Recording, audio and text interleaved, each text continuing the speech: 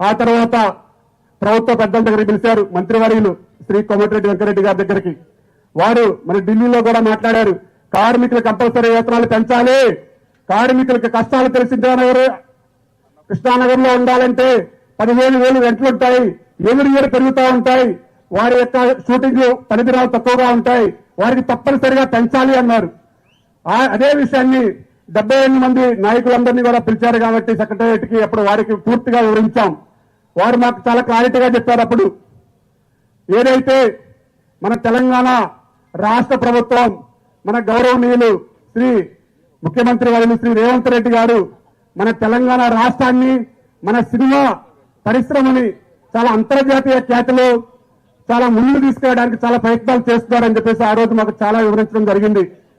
కావున మేము గౌరవ ముఖ్యమంత్రి వర్యులు శ్రీ రేవంత్ రెడ్డి గారికి, మన సినిమాటోగ్రఫీ మంత్రి వర్యులు శ్రీ కోమటిరెడ్డి వెంకరెడ్డి గారికి మేము వినియోగించుకునేది ఒకటే, మేము కార్మికులం, సినిమా కార్మికులం, మాకు సినిమా తప్ప వేరేది ఏమీ తెలియదు. మేము అడిగేది 3 సంవత్సరాలకు ఒక్కసారి పెంచవలసిన వేతనాలనే అడుగుతున్నాము. కాబట్టి ఆ నిర్మాతంతో మీరు ఎలాగైనా మాట్లాడి మేము ఏదైతే అడుగుతున్నామో ఆ పర్సంటేజ్ విధానంలో ఏమైనా మార్పులున్నా చేర్పులున్నా మేము ఒప్పుకోవడానికి సిద్ధంగా ఉన్నామని చెప్పాం. కానీ 5% ఇస్తాము, 10% ఇస్తాము, మీరు ఒప్పుకోవాల్సిందే, ఒప్పుకోకపోతే షూటింగ్ జరగకపోయినా పర్లేదు మేము ఎన్ని ఆపుతాం. మీరు బలవంతంగా మన కష్టాన్ని, మన ఆకలిని వాళ్ళు క్యాష్ చేసుకోవాలని చూస్తున్నారని మనకు అర్థమవుతుంది క్లారిటీగా. అవునా కాదా? కానీ మనం కోరేది ఒకటే, మన కార్మికులకి వేరేది ఏమీ తెలియదు.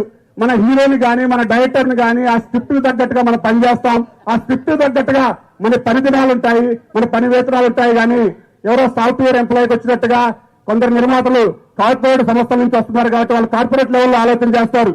కానీ మనది కార్పొరేట్ కాదు, మన కష్టజీవులం.